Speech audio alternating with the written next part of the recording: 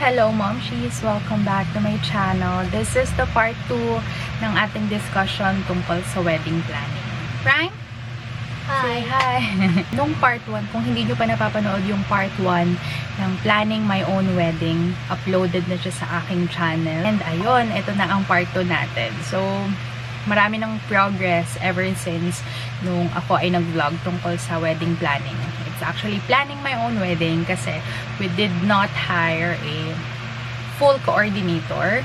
Ang hinire lang po namin is on-the-day coordinator or a little bit ng parang mix of like during the wedding preparation and sa pinaka mismong araw na ng kasal, which is dahil siya ay aking pinsan, sila ay nag-handle ng iba't ibang klaseng events. Kaya nagkaroon tayo ng guide about planning a wedding, anong mga kailangan gawin, anong mga kailangan iplano first hand. So, siguro kung isusuma total ko yung percentage ng aming wedding planning kasi 1 month na lang, almost a month na lang is yun na ang ating pinaka big day. So, vlog natin ngayon ay isi-share ko sa inyo yung sinave ko na parang checklist sa wedding planning. And isi-share ko sa inyo dito ang aking sinave na wedding guide or checklist para tayo ay mag-guide kung ano nga ba yung mga kailangan nating iplano first hand and month-on-month basis siya, mga momshies. So, ito na. This is the wedding planning timeline that I've been following ever since nung nagpaplano kami ng aming wedding. Sabi sa timeline, 12 months before, meron tayong book a venue. Yun yung unang-una kong diniscuss ng part 1 ng aking wedding planning video na kailangan mo munang humanap ng venue. Well, of course, first, yung date, kung kailan yung kasal, and ilan yung invited mo na guests, anong klaseng wedding. So, syempre dito napapasok yung kung saan yung venue, magbubook ka ba ng church, or sa private place, events place. Nag-meet halfway and nag-decide kami na magkaroon ng Christian type of wedding. So, sa mismong events place na gaganapin ang ceremony at the same time, the reception. Siyempre, unang-una na namin yon na kinumpleto. So, check na tayo sa book a venue. Draft guest list. To tell you honestly, dito kami medyo tumagal ng ilang buwan, 3 buwan, 4 na buwan bago namin ma-confirm yung final guest list namin. And, unang-una, umabot kami sa point na sabi namin 50 packs, okay na. But then again, as time goes by, syempre kapag nag-draft na kami ng mga names, kapag i-invite na namin sila, syempre, magkakatampuhan naman kung merong kamag-anak, diba, or friends na hindi kasali sa guest list para lang i-squeeze yung 50 packs. Totally honest, dito kami medyo na-stress ng kaunti. But then, it's just a challenge. Na-overcome naman namin yun kasi nag-decide kami na, okay, sige, pinaka-final na 50 guest list, naging 80, naging 100. But ito na yung pinaka-last namin. Actually, nag-send na nga kami ng mga final invitation. Final names ng pinaka-guest list na pupunta. And syempre, in-explain na rin namin na walang +1 or +2. So, kung sino lang talaga yung nakalista, doon magsistick yung aming papapasukin sa pinaka-kasal namin. So, alam ko kung kagaya nyo rin kami na malaki yung family, yung tipong maraming kamag-anak, ay maraming friends, mahirap talagang gumawa ng guest list, lalo na kung limited lang yung inyong head count na parang gusto nyong, okay, ito lang yung gusto natin kasi firstly, syempre sa budget, yung dapat pasok sa budget, hindi naman pwede yung, alam niyo yun, yung talagang mag-i-excess kayo. Kung hindi, talagang masasacrifice yung inyong budget. So, this time dito sa drafting a guest list, sending out invitations, kailangan talaga maging firm tayo to explain to our family and relatives na, okay, as much as we would like to invite all of you guys, or as much as we would like to accommodate +1, kapag may mga jowa yung friends, family members na hindi nyo naman super ka-close, kung talagang kaya nyo i-explain ng mabuti na no +1 muna, alam nyo yun, just stick to your guest list. And ayun, kasi kung pagbibigyan nyo yung isa, like may gustong isama yung isang kamag-anak, may gustong isama yung isang friend na kanyang jowa, or may gustong isamang, alam nyo na, companion yung isang yung in-invite, kapag pagbibigyan nyo yan ng pagbibigyan, talagang lolobo ng lolobo yung inyong guest list. So talagang dito kailangan nating maging firm na ito lang yung guest list, ito lang yung kasama sa ating invitation. Third, yung nakasulat dito is engagement party, which is in our case, wala naman kaming ganito. I mean, for us, hindi naman siya super big deal. Like, I think for others, it's part of their tradition, pero sa amin naman ni Pao, hindi siya super big deal, and syempre gastos lang. We did not had an engagement party, but it's totally fine. So, skip lang namin itong part ng engagement party. And register. Register, I think it's part of the on-the-day coordinators checklist. Kasi nga, we're working together with our wedding coordinator, which happens to be my cousin. So, ayun, okay na kami dito sa 12 months before na checklist. Let's move on to the 10 months before. Pick an officiant or yung magkakasal sa inyo. Kung church wedding, magbubook ka ng unang-una yung church, kung saan kayo ikakasal, and then yung pare o yung priest na magkakasal sa inyo. In our case, since Christian wedding siya, decided to pick our pastor na magkakasal sa amin, which happens to be the pastor na nagkasal sa aking friends, yung inattendan ko nung ako ay nag-abay sa kasal. So, marami siyang naitulong sa akin na tips, at isa na doon yung mga pagbibigay sa akin ng mga naging suppliers niya, which is great yung mga review niya. So, hindi naging mahirap sa amin na humanap ng aming pastor or yung magkakasal sa amin. So, binook na namin talaga siya first hand kasabay ng venue, kasi isa rin yun sa pinaka-importante. And next, choose vendors, which is ang pinaka-popular na term sa atin dito sa Pilipinas is choose our suppliers. Which, inisa-isa na namin ano ba yung mga kailangan ng suppliers. So, isa na doon yung, yun nga, yung venue, yung catering, flowers, supplier, like, isa na din yung hair and makeup artists, photographers, videographers, and everything, mga souvenirs, mga ganyan. So, iisa-isahin yung ilista yun. Status namin ngayon, guys, kompleto na kami. Finally, thank God, kompleto na kami sa aming mga suppliers. Meron na lahat. Pinaplansya na lang namin yung mga iba pang wedding essentials na kailangan bilhin. For the sake of suppliers and vendors, thank the Lord, we're finally done with this. Next would be select a bridal party.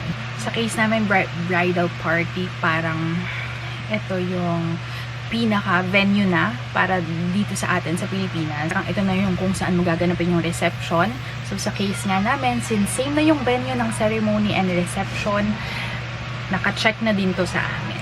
Last on the list ng 10 months before, which is take engagement photos, which is sa case namin, hindi siya pinaka-engagement photos, which is kung nag-propose or what, hindi naman siya super uso sa atin. Well, sa iba, diba, ginagawa nila yun. Pero sa amin, it's not really a big deal. So, kami ay, nung kwento ko nung first part ng aking wedding planning video, kami ay nag-prenup shoot. So, yun talaga yung medyo, ginastusan din namin ng kaunti. Kasi, yun na yung parang ano namin, pre-wedding photoshoot. Okay, let's move on to the 8 months before timeline or checklist, which is first, order your dress. And sa order your dress, yung ako, meron na po akong gown. Ito din yung mga unang-unang hinanap ko, second month, third month of planning our wedding. Syempre, naghanap-hanap na ako kung ano man yung gown. Nagpunta kami sa iba't ibang lugar. Nakarating kami ng Divisoria, ng kung saan-saan. Pero luckily, nag-explore kami dito sa lugar namin, kung saan may mga bridal, may mga boutique, like bridal boutique, mga ganyan. And luckily, sa isang store na yon, dun kami nakahanap ng susuotin ko, ni Pao, ni Prime. Yan na, all in one na. So, okay na rin kami dito sa aming attire, ni Pao, Prime. And yun, so far, sa dami naming nasukat, thank you Lord, dahil nakahanap na rin kami ng perfect outfit na sa tingin namin gusto namin suotin for our big day. Next on the list, cake testing and order cake. Well, hindi naman kami nag-cake testing and everything kasi dito sa lugar namin. Actually, hindi natuloy yung unang-unang dapat gagawa ng aming cake, which happens to be one of our principal sponsors. Kasi suddenly, siya ay nag-abroad na, so hindi natuloy. Actually, sinendan na namin siya ng mga peg namin na cake. Luckily, meron siyang nirecommend na isa pang nagbe-bake ng cake dito sa aming village. Kinontak namin siya and tinry namin umorder sa isa sa kanyang binibake, which is yung brownies. And it's good. Nagustuhan namin yung lasa. And then, yun, nagkausap na kami. Sinendan yung mga peg namin. Nag-agree kami sa certain price ng cake na design na gusto namin. And kung ilang layer siya, it's not a grand cake. It's just a simple cake. Parang ang gusto ko nga, one layer lang.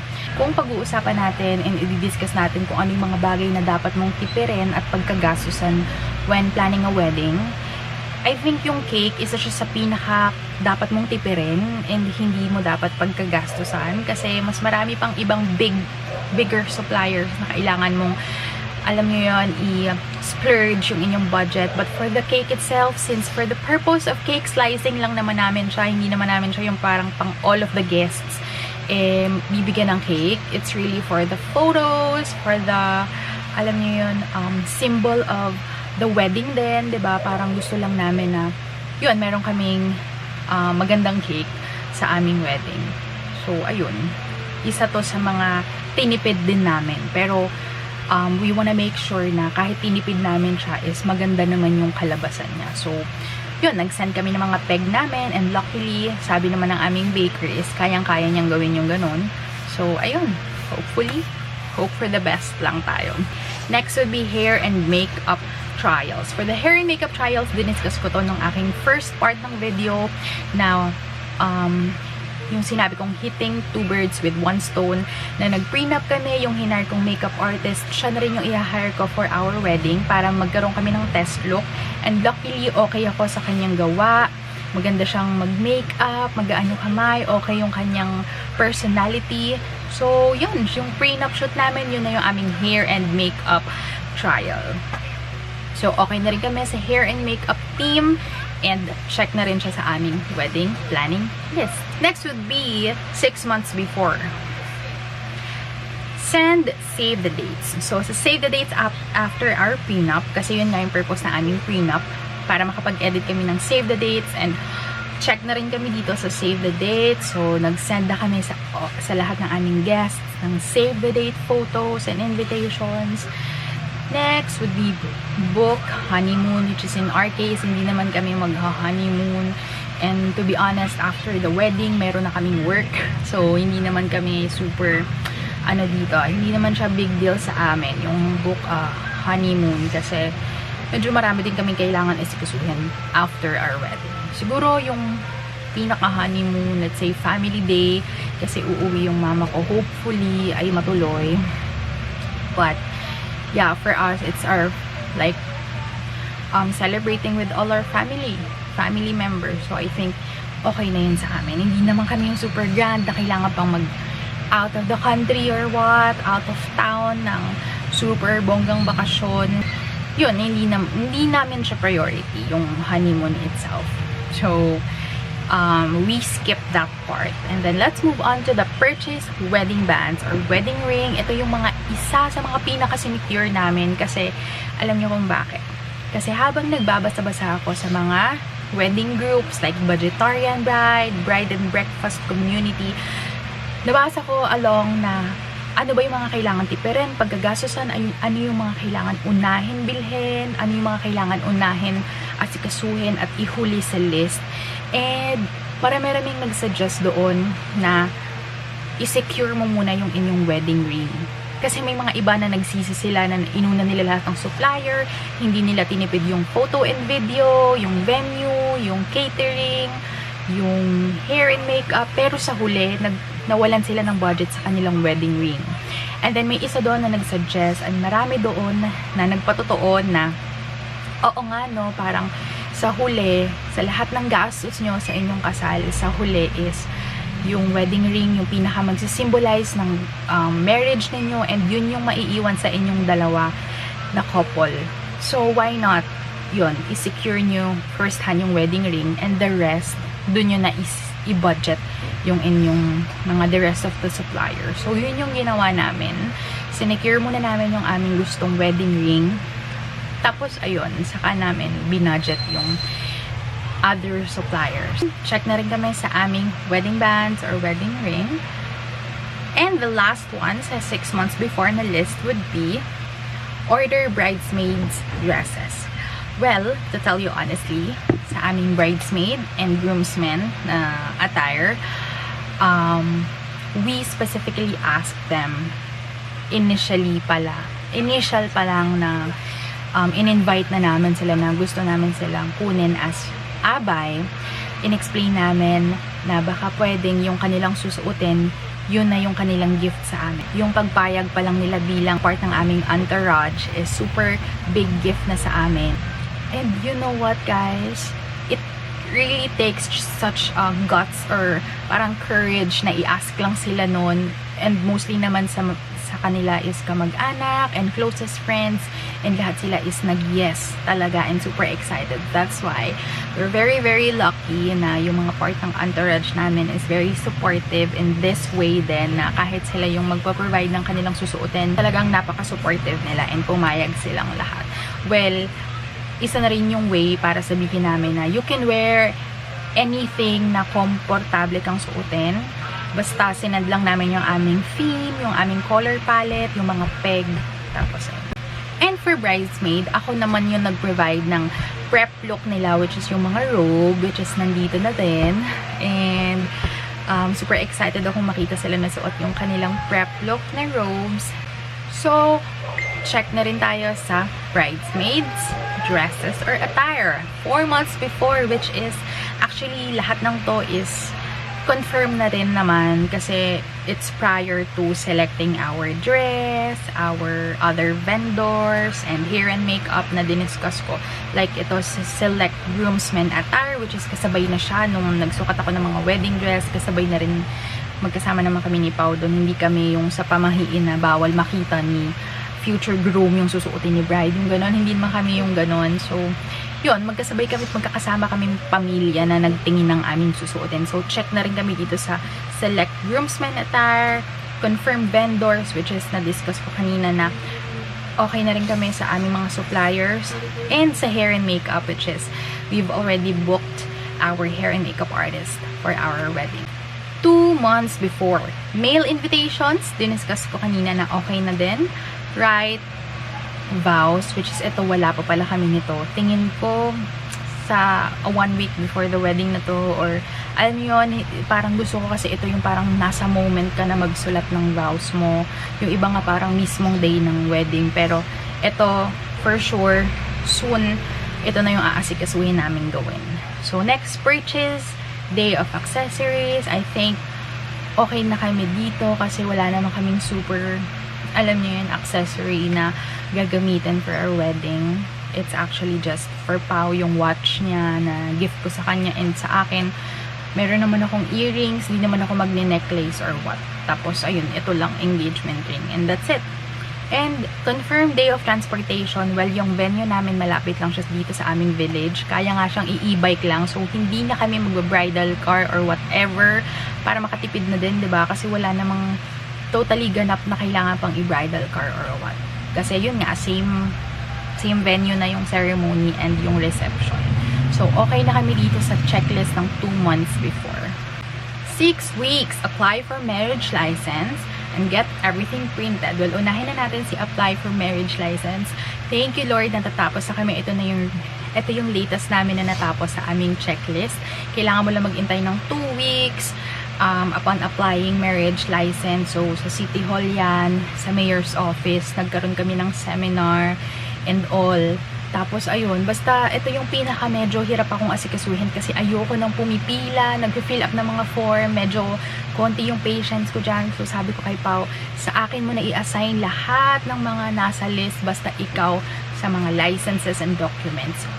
Tapos, ayun, sumama na lang ako sa kanya, and ayun, dalawa pa rin naman kami nag-process nung kasi kailangan dalawa kayo talaga na present doon. lalo na may seminar, may mga pipirmahan kung ano-ano, pero yon si Paolo yung pinaka-in charge sa aming mga documents or mga licenses. And luckily, thank you Lord, okay na din, natapos na namin, nakuha na namin ang aming marriage license, and sinend na namin siya sa aming pastor. And get everything printed naman, ito yung isa sa mga aasikasuhin namin next week. Papaprint namin yung invitation. Hindi naman kasi lahat ng guests binigyan namin ng invitation. Well, hindi talaga kami nag-print ng hard copy of invitation. Soft copy lang kasi yun naman ang uso ngayon, 'di ba? Hindi mo naman kailangan bigyan sila isa-isa ng invitation. So, ang ipapaprint na lang namin is for our photo and video purposes. Lagay dito sa 1 month. Well, medyo magulo yung pag-discuss ko ng timeline, pero nakalagay dito sa 1 month pala is bachelorette party and bridal shower, which is the case namin. Hindi naman namin to gagawin, guys. Nothing really big. It's not of our priority, so ni-skip na namin siya.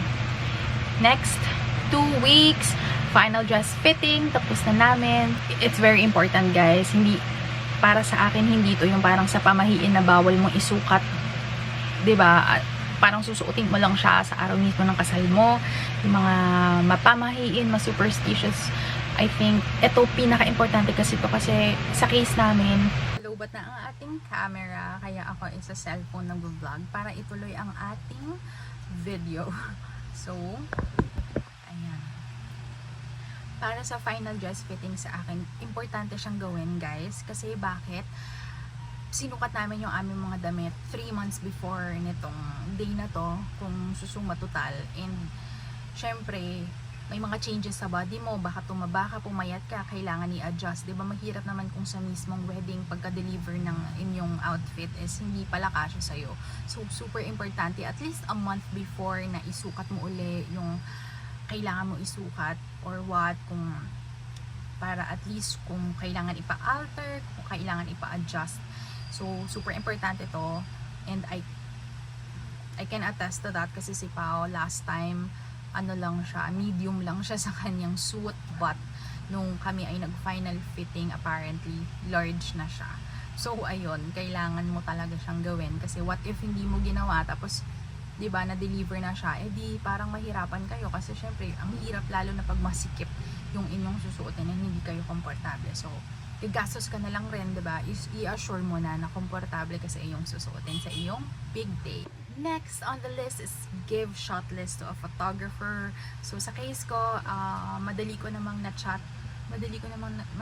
nakikipag-communicate sa aming photographer kasi siya ang nag-shoot sa aming prenup. So meron na kaming conversation and madali ko siyang na-chat sa mga gusto kong shots. Sinend ko na sa kanya yung mga peg ko, yung gusto kong theme, yung gusto kong mga shots. And ayun, okay kami dito kasi para at least alam niya kung anong klaseng shots yung gusto niya. Kung meron kang pinaka-request na shot sa iyong wedding is, alam mo yan, nabibrief niyo na siya. And maganda rin na magkaroon kayo ng final meeting bago ang inyong big day para doon i-draft mo and ilatag mo sa kanila yung mga gusto mong mangyari during your wedding. Kasi alam kong sobrang bilis na niya ng pangyayari during your big day. Maraming mga kung ano-anong mag-a-arise. So why not? Now, plan nyo na, isend nyo na sa kanila yung mga peg nyong shots, yung mga gusto nyong, like sa videographer, kung ano yung mga gusto nyong request for your big day. Para naman sa review music, nakompleto na rin namin. Well, nakipag-usap na kami sa aming DJ na mag-aayos ng aming sound system, music, and yun, sinave na namin sa Google Drive lahat ng songs na kailangan namin.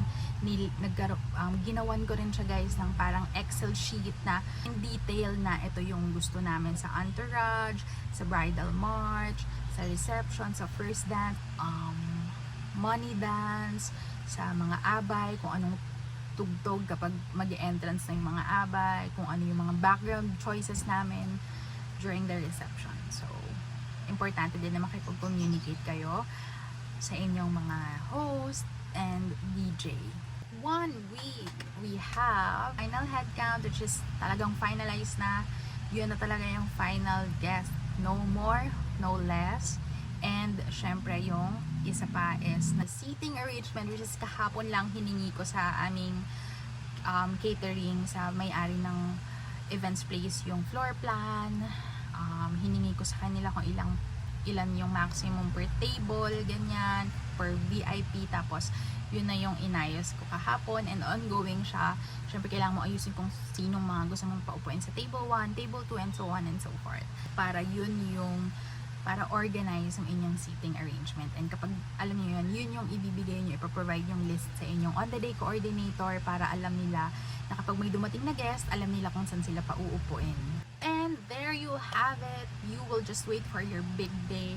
Sa case namin, siguro mga 10% yung mga kailangan pa namin asikasuhin, like bilhin, ganyan. Pero for the sake of the suppliers itself, is okay na kami, and nakapag-book na kami, so kailangan nakapag-reserve na kami, and we're just hoping and praying na maging smooth ang lahat. Yun, alam ko wala namang perfect na wedding, merong mag-a-arise na mga challenges, pero kaya natin to as long as ginawa natin yung best natin. Share with you guys, dati kapag nagpaplano kami ng wedding, like 6 months before, kapag naririnig ni Prime itong wedding planning, nanonood kami ng kung ano-anong mga save the date edits, mga kung ano-anong prenup shoots, wedding, anything tungkol sa wedding. Si Prime nagwawala siya, parang ayaw niyang gawin yun, lagi niya sinasabi, I don't like you to get married, mga ganyan. Pero alam niyo, proper setting of expectation lang yan sa kid niyo, especially gusto niyo maglakad yung inyong anak, diba? Syempre part sila ng entourage. So kami araw-araw namin dinidiscuss kay Prime kung ano mangyayari, bakit ba importante ito, why do we need to get married, yung mga ganyan, bakit ba sila kinakasal, bakit ba pag nakikita niyo yung video, ano bang nangyayari, bakit sila kinakasal, ganyan. Set namin yung mood niya, yung expectations niya. Tapos sinasabi niya na ngayon sa amin na ready na siya, like 100% ready na siyang maglakad as our ring bearer. Ready na siyang suotin yung suit niya na sinukat niya, and ayun, napaka-cooperative ni Prime, and we're so excited on our big day. So I guess that's it for the part 2 of my wedding preparation. I guess part 3 nito is i-share ko na sa inyo yung mga dineliver na suppliers or souvenirs, or probably yung part 3 nito is yung all about the expenses sa aming wedding, kung gusto nyong hi yun. I guess we're done, and thank you so much for watching, future brides to be. And kung may question kayo, just comment down below and follow me on my socials. Sorry sa ingay sa labas, and say bye, Prime. Are you excited? Yep. Yay! Thank you for watching, everyone, and good luck on your wedding preps. Happy preps! See you next time!